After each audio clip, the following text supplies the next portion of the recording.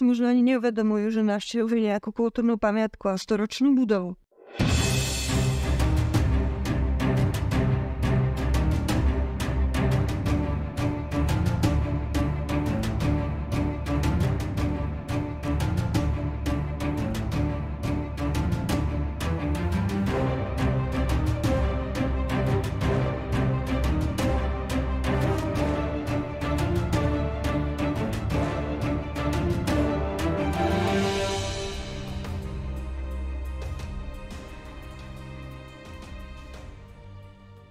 Tejto našej prvej téme, poštárskej, pamiatkárskej, sme si prizvali našu vzácnu kolegyňu, doktorku Zuzanu Labudovú, ktorá nám predstaví tému objektu a hodnôt hlavnej pošty Košice.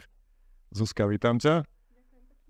Hneď moja prvá otázka mňa ako historika zaujalo, že kde táto pošta na akom území mesta vznikla. Skúsme si tak zasadiť kontext pre divákov, ktorí nepoznajú možno Košice, alebo aj pre Košičanov, ktorí tuto, okolo tejto pošty chodia a možno si ani neuvedomili nejaký ten taký súvis historický, ako ona je v tom urbanizme mesta, ako ona funguje a ako figuruje, kde je zasadená. Ulica, na ktorej sa nachádza areál, je Poštová ulica a táto Poštová ulica vznikla predĺžením ako keby starej Poštovej ulice po zbúraní hradieb. Čiže otázka ešte taká historická, že kde nájdeme dnes tú pôvodnú staršiu budovu Košickej pošty na tej Poštovej ulici?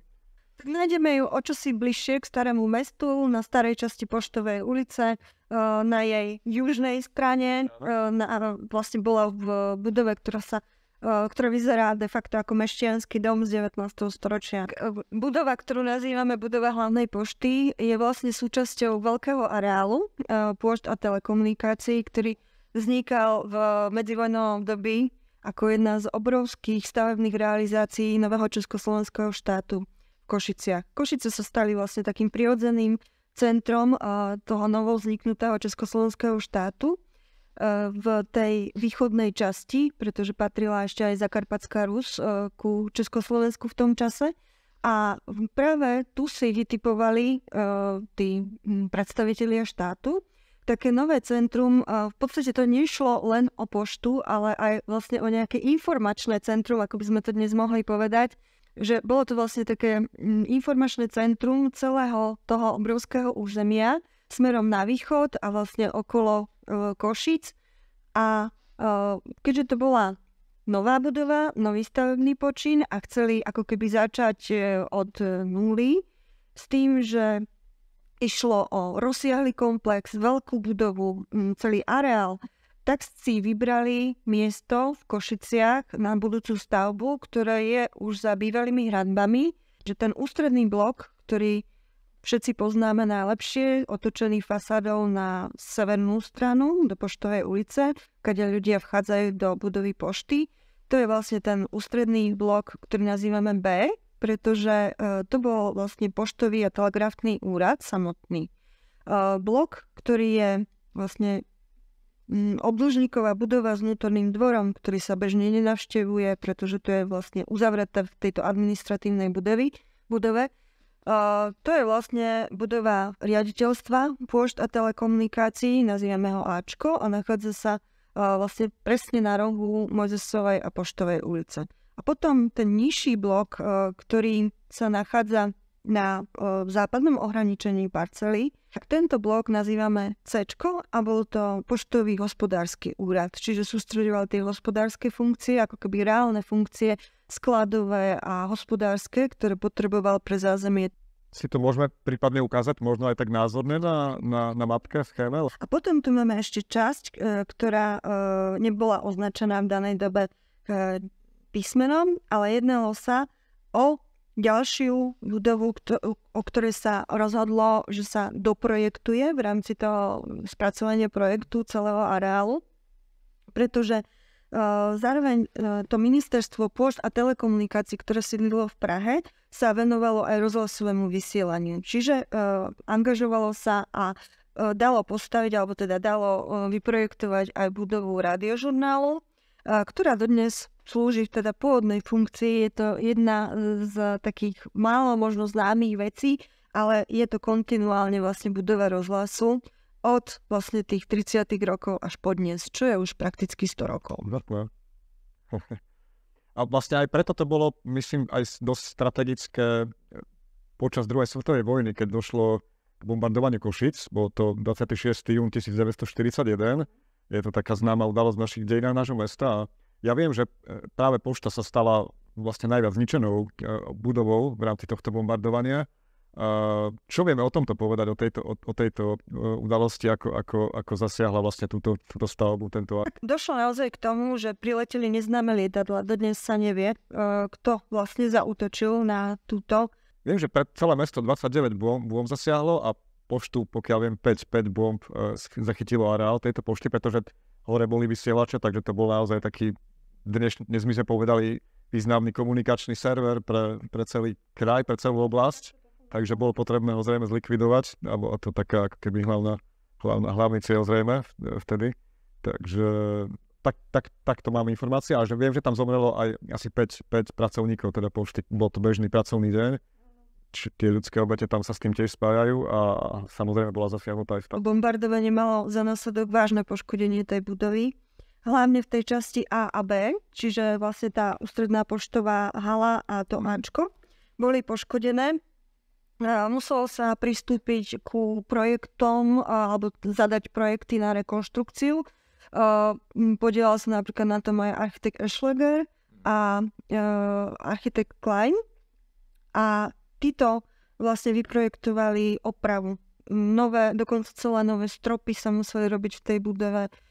Domurovať. V tejto časti napríklad boli diery doslova v tej budove, čiže sa museli domurovať obvodové murivá, vymeniť okenné výplne, dverné výplne, všetko. Svojho času tam bol aj pamätník týmto obetiam. Tak, to sme chceli spomenúť. A dnes nájdeme tiež pamätnú tabuľu na tejto časti budovy od Zbigneva Nišponského, keramikára, ktorý na túto udalosť pamätal, pred asi 15 rokmi tam pribudla, a to v areáli na Mojzesovej ulice bol taký pamätník s symbolickou bombou a 29 takými malými pilónmi, ktoré mali symbolizovať tie obete celého mesta. Ide o komplexnú obnovu celého areálu.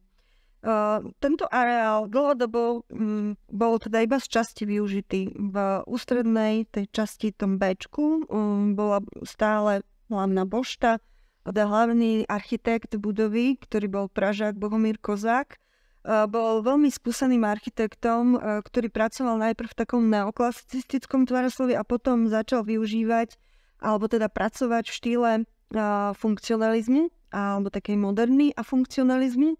Takže sme tak premostili trošku z príbehu histórie budovy až k dnešným pamiatkárským.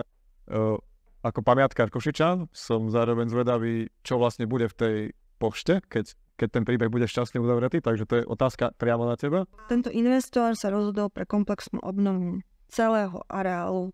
Ten areál je veľký, takže bude rozdelený pre viacerých nájomcov, ktorí budú tam mať predovšetkým svoje administratívne priestory. Nebude to rozdelené na nejaké byty. Byty tam môžu byť len v určitej časti, kde aj v minulosti boli, pretože súčasťou tohto areálu boli aj rôzne služobné byty. Primárne pošta zostáva poštou. To znamená, že Košičan alebo aj mimo Košičan bude môcť verejne navštevovať tento priestor poštovej haly a priestory okolo, ktoré slúžia prevádzke pošty, sa taktiež rekonštruujú práve v súčasnosti. Čiže pošta zostane poštou, zároveň teda v budove A, ktorá je administratívnou časťou, už sú niektorí nájomcovia, je tam už škola a budú tam nasledovať teda ďalšie firmy, ktoré teda potrebujú tieto priestory pre administratívu, čo absolútne vyhovuje tej pôvodnej funkcii. V časti C sa v dnešnej dobe, ako si už Košičania všimli, nachádza nová funkcia, a to je budova správneho súdu, ktorý využíva tieto priestory pre jednacie, priestory pre kancelárske priestory. Alebo, čo je veľmi dobré, tento investor chápe také princípy pamiatkovej ochrany, je si vedomý, že sa nachádza v kultúrnej pamiatke, aj keď mnohí ako bývalí investori alebo nádejní investori tomu celkom nerozumeli alebo nerozumejú, pretože sa jedná na pohľad o modernú budovu. Myslím, že to aj ty, prepáč, že ti trošku skáčem do rečí, že možno, že málo sa komunikuje o tých pamiatkových hodnotách, že vlastne ľudia možno ani nevedia, ani bežní mešťania, obyvateľia mesta, alebo aj vlastníci tých budov, pamiatok, investori, často aj architekti, že čo sú vlastne tie pamiatkové hodnoty v tom ktorom prípade, ktorej pamiatky. Neviem, povedzme si v tomto bode, že čo sú pamiatkové hodnoty. Architekt Kozák je autorom tej architektúry a realizáciu budovy mali na starosti práve títo brněnskí architekti, Koráb a Železný. Takže postupne sa podarilo vyprojektovať teda obrovský areál moderných budov. A pamiatkové hodnoty vlastne súvisia s tým úzko, pretože musíme trošku na tie pamiatkové hodnoty pozerať inak, ako v prípade nejakých starších historických budov, ktoré majú, ja neviem, zachované klenby, stredoveké pivnice, jednotlivé vrstvy toho historického vývoja.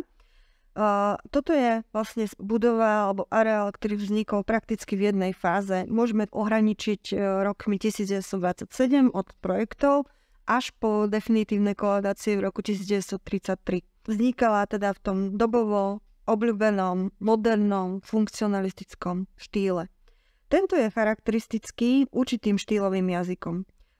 Je napríklad typické preňho, že nepoužíva ornamentálnosť, ozdobnosť, že je sústredený vlastne na vyjadrenie jednoduchých kubických objemov v tých motách architektonických a zároveň na jednoduchosť toho tvaroslovia tej budovy, čo sa týka ozdobnosti fasád alebo ozdobnosti interiérov. Funkcionalizmus sa vždy snažil o zásadnú jednoduchosť v použitých materiáloch, aby tieto materiály hovorili svojou pravdivou rečou, vyhýbal sa ornamentu. Zároveň, keď sa pozrieme na ten komplex, tie hmoty, ktoré sú vlastne rozložené funkčne, podľa toho, aké boli potreby kladené na tú budovu. To je vlastne základné východisko každej funkcionalistickej budovy, že primárna je tá vnútorná funkcia, ktorej má tá budova slúžiť. Vidno to na tomto pôdorise, ktorý máme pred sebou? Na tomto pôdorise, v tom ústrednom bloku alebo ústrednej časti tej budovy máme vstupné schodisko, ktorým vchádzajú návštevníci a prichádzajú do veľkej dvorany. Okolo sú vlastne sústredené obslužné časti, kde sa nachádzajú napríklad poštoví pracovníci, potom okolo vlastne ďalšie servisné miestnosti. Je to vlastne sled určitých miestností a chodbových traktov, aby vlastne v tej budove bol absolútny prehľad, aby budova vlastne fungovala, boli zokruhované jednotlivé komunikácie.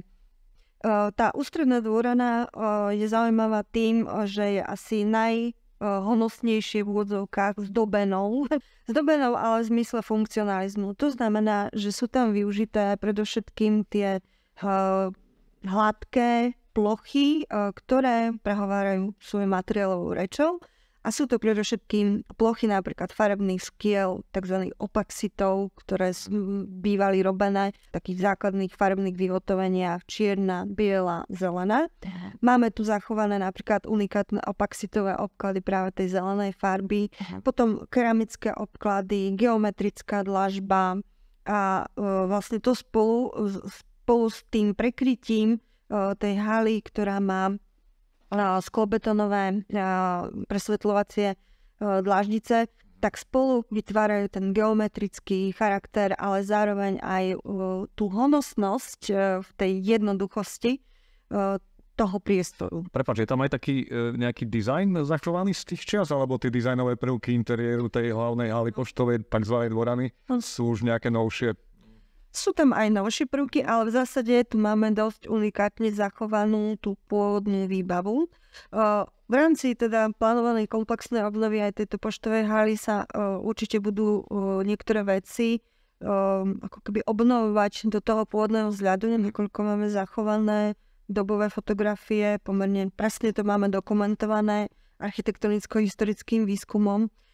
Takže toto by sa malo vrátiť späť do tej pôvodnej noblesi toho funkcionalizmu.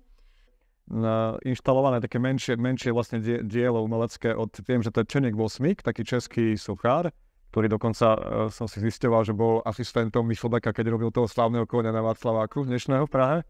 ale potom samozrejme už mal vlastné realizácie už ako dospelý sochár. A dodnes je tam zachovaná taká vlastne menšia plastika s názvom Genius poštovníctva, alebo teda Posol Hermes. V podstate tá symbolika tam je jasná. Taká mužská postava, okrídlená s krídlami. Ale predtým na historických fotkách zase tam je viditeľná busta Tomáša Garrigua Masaryka, keďže za prvej republiky tá pošta vznikla, čo bolo jasné a zrejme bola potom vymenená počas druhej svetovej vojny, keďže sme boli súčasťou Hortijovského Maďarska ako mesto Košice, tak bola tam Hortijovská asi busta. Neviem, či sa aj takéto detaily nejaké riešia pri takýchto obnovách, takéto umelecké diela, doplnky. Samozrejme aj toto sa rieši, ale v rámci tej haly sú napríklad zachované tie pôvodné dlažby alebo obklady opaxitové.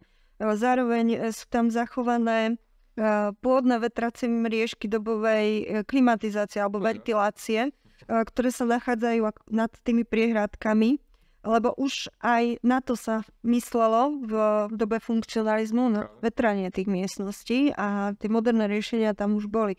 Aj vlastne sú využité dnes práve pre rozvod klimatizácie tej haly. Čiže tam vlastne to je ako keby sfunkčnené na novo. Sfunkčnený funkcionalizmus. Sfunkčnený funkcionalizmus.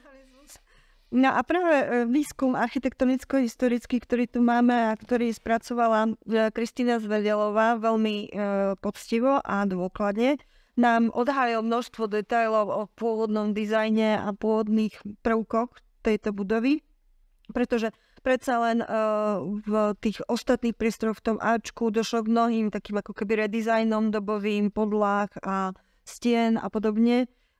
Ale napriek tomu sa zachovalo v tom funkcionalizme, z toho funkcionalizmu veľa tých pôvodných prvkov. Ale následným teda skúmaním sa zistilo, že všetky tie detaily boli maximálne prepracované v dobovom dizajne a následne boli ako keby zdehonestované tými sekundárnymi úpravami.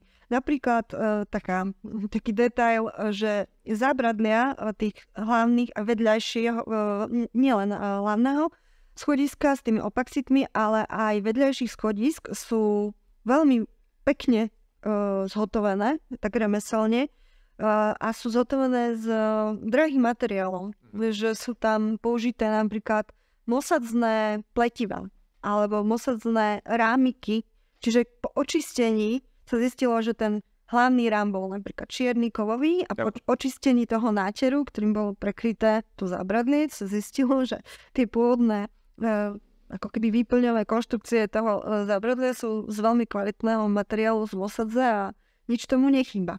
Takže môže sa to vlastne obnoviť a fungovať ďalších 100 rokov alebo aj možno dlhšie, keby sa o to vlastník staral. Je pravda, že práve tá hlavná hala poštová, takzvaná dvorana, bola najväčšou alebo je najväčšou v rámci bývalého Československa? To niekde uvádza? Ja si to nemyslím, pretože máme určite podobné veľké dvorany, hlavne v Prahe, pretože ide aj zároveň o funkcionalistu pražského. Netrúfala by som si povedať, že to tak je. Myslím si, že sú veľmi podobné a možno aj rozsahom väčšie. Vychádzam z našich spoluprác aj s známym sprievodcom košickým autorom Milanom Kolcunom, ktorý rád takto prezentuje hodnoty našich pamiatok a histórie objektov. Takže viem, že asi som to mal z jeho teda knížiek, tak len preto som chcel aj túto informáciu upresniť. Mňa ešte zaujalo ako Košičana a aj pamiatkára, že tá naša hlavná pošta má také majestátne schodisko a viem, že tam boli s tým aj nejaké otázniky aj pamiatkárske, lebo dnes už riešime práve prístup aj do pamiatok pre našich mobilných spoluobčanov, takže viem, že sa to riešilo aj pri tomto veľkom veľkolepom schodisku. Čo k tomu povedať? Je to taký prvok, to monumentálne schodisko, ktoré je charakteristické pre budovy, muzeálneho charakteru alebo verejného charakteru, skôr pre 19. storočie. Tu ten architekt možno urobil trošku ústupok práve tomuto možno architektonickému zvyku, že takú verejnú budovu má uvádzať práve monumentálne schodisko. Je vlastne celé to prízemie tzv. Vyvýšené alebo zvýšené. Ten vstup do budovy nekorešponduje vlastne s zvyškou úrovňou tých hlavných priestorov. Čiže vlastne ten rozdiel je prekonaný práve tým schodiskom. Lebo máme tu tzv. Vyvýšený súterén a na tom máme nasadené práve to poschodie, alebo teda prízemie tej budovy, kde je aj poštová hala ako najnavštevovanejší priestor. Nadviažem na túto schodiskovú našu tému. Viem tak z médií a teda aj z počutia medzi Košičanmi, že vraj my ako pamiatkári sme práve zakázali na tomto schodisku riešiť nejaký bezbariérový výťah alebo práve nejaký takýto prvok. Je to pravda? Nie je to pravda, pretože my sme tam práve že povolili taký výťah svojho času. Bol to zásah do toho hlavného schodiska, toho vstupného. Nebolo by to vlastne z hľadiska tej architektúry až také šťastné riešenie, ale povolili sme to práve z hľadiska využitia tej budovy. Pretože aj funkčná hodnota tejto pamiatky je vlastne mimoriadne dôležitá, pretože máme tú poštu tiež zhruba tých 100 rokov a práve preto sme uvažovali, v tomto pohľade sme ako keby nadradili tú funkciu funkcionalistickej budovy nad tým reprezentatívnym schodiskom, ktoré tam architekt tiež dal, ale nebola iná možnosť, len v tom čase bola len táto možnosť povoliť, teda zasiahnuť určitej časti do toho schodiska. Chápem. Ale išlo by o reverzibilný zásah, ktorý by sa dal vrátiť To je dôležité, no? v budúcnosti. Čiže nešlo o nejaké zásadné búranie alebo odbúranie nejakej časti toho schodiska a jeho architektonickú zmenu alebo premenu. Takú vizuálnu možno trošku. Vizuálny zásah, áno, ale bol by reverzibilný, čo je tiež kľúčové pri takomto rozhodovaní, buď alebo pri týchto verejných budovách. V súčasnosti vlastne z tohto riešenia aj tak zišlo a rieši sa to už komplexne v rámci celej obnovy toho objektu, čiže vstup pre imobilných bude cez prejazd zozadu na tú cez dvorovú fasádu sa bude vstupovať, kde bude vytvorený tak ako nový vstup pre imobilných. Takže takto sa vlastne sprístupní imobilným táto poštová hala, ale nie len imobilným, ale aj ľuďom, ktorí majú, dajme tomu, nejaké pohybové problémy. No z pohľadu občana, Košičana, asi taká dôležitá otázka by bola reálna, konkrétna. Bude zachovaná funkcia pošty, alebo máme čakať, že sa zmení nový majiteľ, nový investor, tam plánuje niečo úplne iné? Od začiatku sme viedli rokovania tak s tým investorom, aby došlo teda k tomu, že tá budova bude zachovaná v tej verejnej poštovej funkcii, tá ústredná časť. Všetko k tomu smeruje, všetko tomu nasvedčuje, že to tak bude. Pretože pošta samotná nie je vlastníkom tej budovy. Vlastníkom je teda súkromný investor a vlastník rozhoduje v tomto prípade. Keby vedel napríklad nájsť ekvivalentnú funkciu, napríklad ako bankovej haly, my by sme vlastne nemali páky na to, ako ho donútiť, aby zachoval tú poštovú funkciu. Ale máme to zakotvené vlastne v rozhodnutiach, ktoré sme od začiatku vyrokovali s vlastníkom a vlastník v podstate to rozhodnutie akceptoval, nadobudlo právoplatnosť, čiže tým pádom vlastne sme urobili maximum preto, aby sa tam tá hala zachovala. Ešte trošku, keď sa môžem vrátiť k záveru, preskočili sme v našich rozprávaniach tie menšie objekty, ktoré sú súčasťou povoleného areálu, a to je ten Slovenský rozhlas. To ma celkom zaujíma, lebo my ako pamiatkári spolupracujeme s médiami, spolupracujeme so Slovenským rozhlasom. Trošku len spomeňme aspoň niečo aj k tejto časti areálu. K tomuto. Je to totiž tiež kultúrna pamiatka, pokiaľ dobre vie. Takisto na rozhlas sa pozeráme ako na súčasť toho areálu. Pretože bol projektovaný zároveň s celým tým areálom, tým istým architektom. Je to budova, ktorá bola dôležitou aj funkčnou súčasťou tej náplne celého toho areálu, čiže budova pôšt a telekomunikácií a rádiožurnál. Všetko vlastne išlo o informačné médiá kvázi. Čiže vlastne celý ten areál mal tento zmysel. Je tam niečo také dodnes zachované, čo by si vyzdvihla? Nejakú pamiatkovú hodnotu konkrétnu? No, podľa mňa je pamiatkovou hodnotou určite to zachovanie tej funkcie. To je kľúčové, pretože tá budova slúži tej pôvodnej funkcii, pre ktorú bola postavená. Tým pádom aj tie zásahy do nej, tým, že to bola veľmi moderná budova, sú vlastne menšie, alebo týkajú sa skôr takej ako modernizácie tej techniky a tá budova je schopná, podobne ako celý ten areál, poňať tie nové funkcie alebo tie ako technické vylepšenia, aby sme mohli povedať toho štandardu. Napríklad práve aj v tom areáli v Ačku, Bčku príde k dostavbe napríklad nových výťahov. v rámci tej budovy, aby sa sfunkčnila, aby bola jednoduchšia. Dnes sú iné nároky, jednoduchšia prevádzka, dnes sú iné nároky na tú prevádzku ako kedysi, práve aj kvôli tej bezbariérovosti. A to isté vlastne platí aj pre túto budovu rozhlasu. Je tam vlastne tá ústredná rozhlasová hala, ktorá vlastne stále vyhovuje, stále sa vie adaptovať na tie nové technické požiadavky. A to je vlastne úžasné na tomto celom komplexe, že na pohľad moderný nepripadá nám ako pamiatka a zároveň vlastne je to pamiatka, teda skoro 100-ročná a dokáže fungovať v tom našom modernom svete po nejakých vylepšeniach, adaptácií a nemusí sa zásadným spôsobom nejako pretvárať, meniť, ale tá architektúra je stále životaschopná. A tým by som možno aj uzavrel takýto okruh praktických otázok a možno, že len uvediem taký svoj historický záver, že nie náhodne sme si vybrali možno ako prvú tému našich seriálov poštu, lebo pošta nás spája všetkých. Na pošte sa stretávame, či sme pamiatkári, či sme developeri, či sme vlastníci. Pošta aj pre nás pamiatkárov znamená prácu, lebo cez poštu k nám prichádzajú žiadosti, aj keď už prechádzame ako úrad na elektronickú poštu.